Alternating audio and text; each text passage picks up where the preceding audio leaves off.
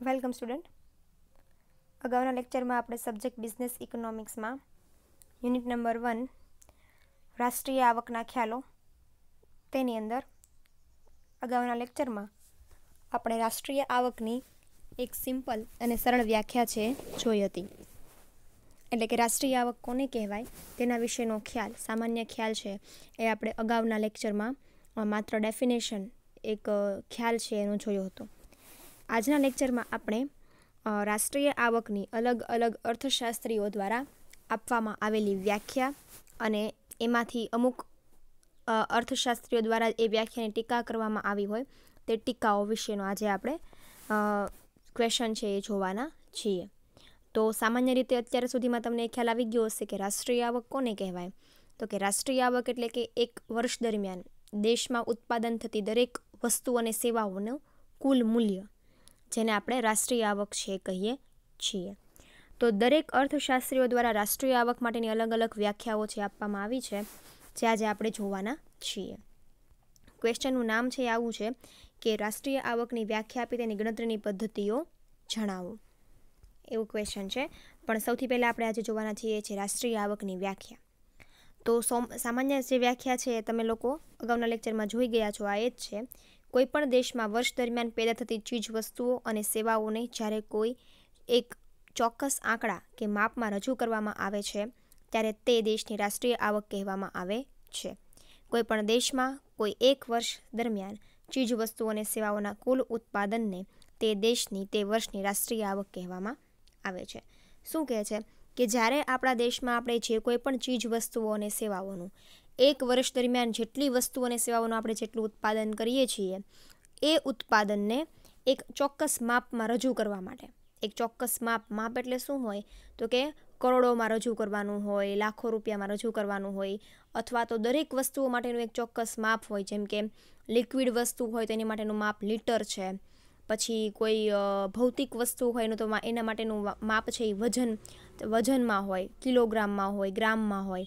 એમ શું કહે છે કે રાષ્ટ્રીય આવકની એક સામાન્ય વ્યાખ્યા આપણને એવું કહે છે કે ભાઈ એક વર્ષ દરમિયાન આપણા દેશમાં આપણે જે કાંઈ પણ ચીજ વસ્તુઓ અને સેવાઓનું ઉત્પાદન કરીએ છીએ એ દરેક ચીજ વસ્તુઓ અને સેવાઓના ઉત્પાદનનો એક ચોક્કસ આંકડો, એનું એક ચોક્કસ માપ, એને રાષ્ટ્રીય આવક કહેવાય છે. એક આખા વર્ષ દરમિયાન જે તે દેશમાં જેટલું ઉત્પાદન થતું હોય એ વર્ષ માટે એ દેશની રાષ્ટ્રીય આવક કહેવાય છે. એટલે શું કહે છે કે કોઈ પણ દેશમાં કોઈ એક વર્ષ દરમિયાન ચીજ વસ્તુઓ અને સેવાઓનું કુલ ઉત્પાદન તે દેશની તે વર્ષની રાષ્ટ્રીય આવક કહેવામાં આવે છે. નોર્મલ છે, સામાન્ય છે કે એક વર્ષ દરમિયાન તમારા દેશમાં જેટલી વસ્તુઓ અને સેવાઓનું ઉત્પાદન થાય છે એ એક વર્ષ માટેની એ દેશની રાષ્ટ્રીય આવક કહેવાય છે. રાષ્ટ્રીય આવકની વ્યાખ્યા અલગ અલગ અર્થશાસ્ત્રીઓ દ્વારા, જુદા જુદા અર્થશાસ્ત્રીઓ દ્વારા રાષ્ટ્રીય આવકની અલગ અલગ વ્યાખ્યાઓ છે રજૂ કરવામાં આવી છે. જેમ સેમ 1માં તમે અર્થશાસ્ત્ર માટે અલગ અલગ અર્થશાસ્ત્રીઓની અલગ અલગ વ્યાખ્યાઓ જોઈ હતી, એમ અત્યારે સેમ 2માં રાષ્ટ્રીય આવક માટે પણ અલગ અલગ અર્થશાસ્ત્રીઓ દ્વારા જે કાંઈ પણ રાષ્ટ્રીય આવકની વ્યાખ્યા આપવામાં આવી છે એ આવી છે. તો પહેલી વ્યાખ્યા છે પ્રોફેસર માર્શલની વ્યાખ્યા.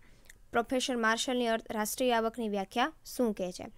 દેશમાં ઉત્પાદન, શ્રમ, મૂડીના સાધનો અને ભૂમિના સહયોગથી વર્ષ દરમિયાન સેવાઓ સહિત ભૌતિક અને અભૌતિક ચીજ વસ્તુઓ જે ચોક્કસ જથ્થો પેદા થાય છે તે ચોખ્ખી રાષ્ટ્રીય આવક છે.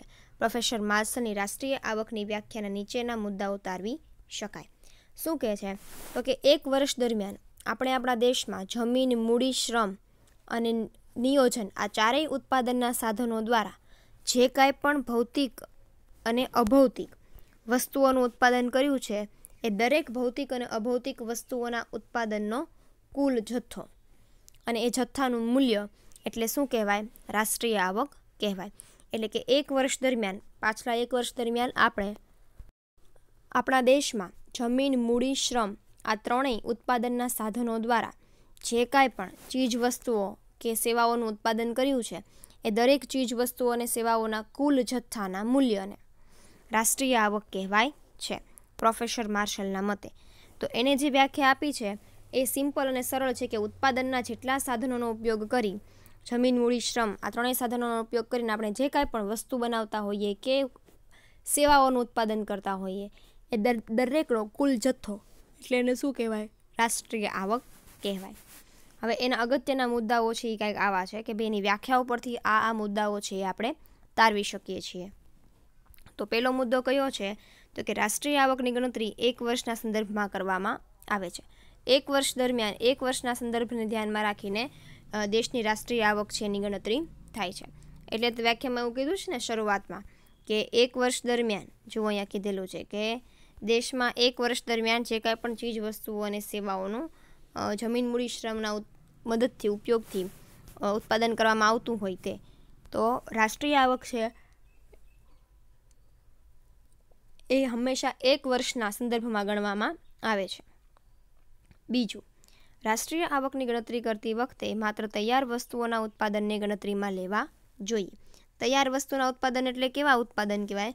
તો કે જે વસ્તુ સંપૂર્ણપણે તૈયાર થઈ ગયેલી હોય. એ કોઈ દિવસ એનો કાચો માલ હોય કે અર્ધ તૈયાર વસ્તુ હોય એની વાત કરવામાં આવતી નથી. જે વસ્તુઓ સંપૂર્ણપણે ઉત્પાદન થઈ ગયેલી હોય એ જ વસ્તુની ગણતરી છે એ રાષ્ટ્રીય આવકમાં કરવામાં આવે છે.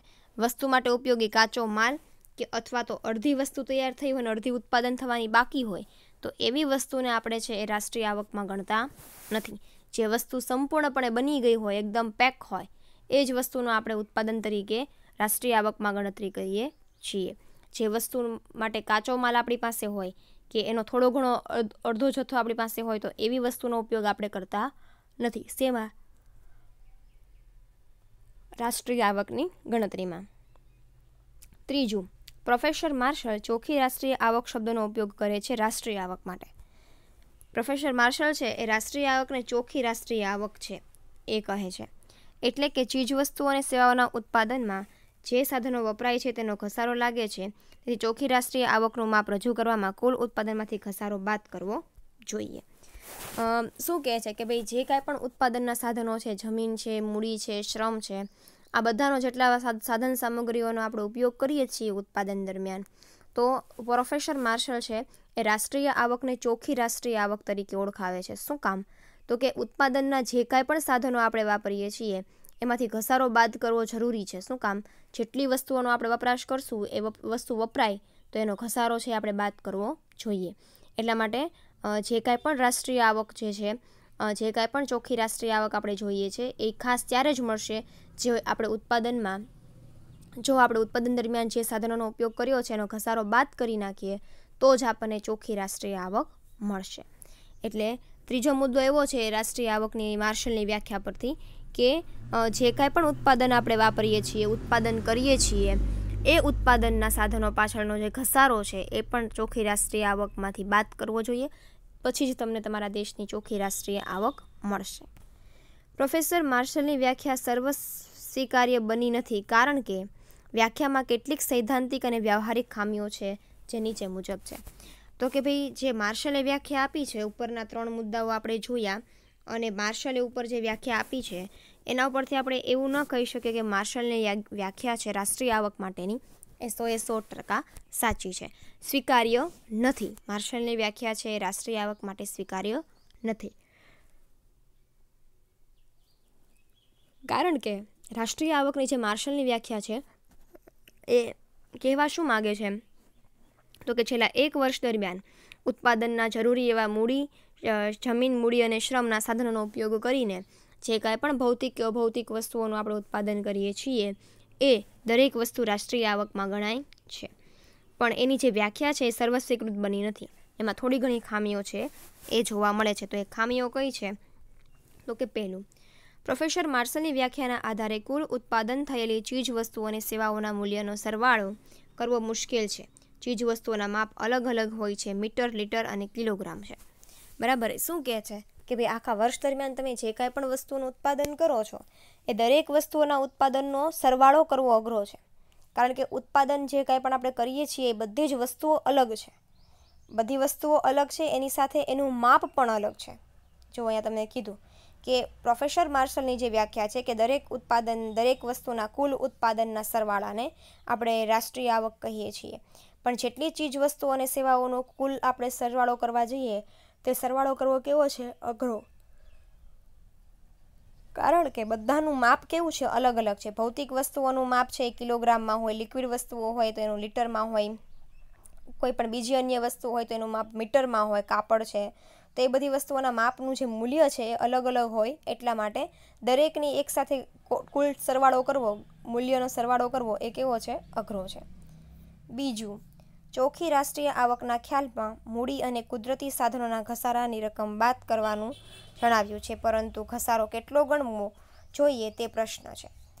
શું કહે છે કે ચોખ્ખી રાષ્ટ્રીય આવક તમને ત્યારે જ મળે જ્યારે તમે જેટલા સાધનો વાપર્યા હોય, એ પછી મૂડી હોય કે મૂડી સિવાયના કોઈ પણ અન્ય સાધનો હોય, એ દરેક સાધનોનો ઘસારો બાદ કરવો છે એ ખૂબ અગત્યનો છે. પણ એ ઘસારાની ગણતરી કેમ કરવી અને એ ઘસારો કેટલો બાદ કરવો એ પણ પ્રશ્ન થાય. બરાબર? એટલે આ એની પદ્ધતિની, આ એની વ્યાખ્યાની અમુક ખામીઓ છે કે જે એણે વ્યાખ્યા આપી છે 100% એટલા માટે સ્વીકાર્ય નથી કારણ કે એમાં આટલી ખામીઓ છે. પહેલું એ કે ભાઈ જેટલું આપણે વસ્તુનું ઉત્પાદન કરીએ છીએ બધું જ વસ્તુના ઉત્પાદનનું જે મૂલ્ય હોય એ અલગ અલગ છે, તો એ મૂલ્યનો સરવાળો કરવો પણ કેવો બની જાય છે, મુશ્કેલ બની જાય છે.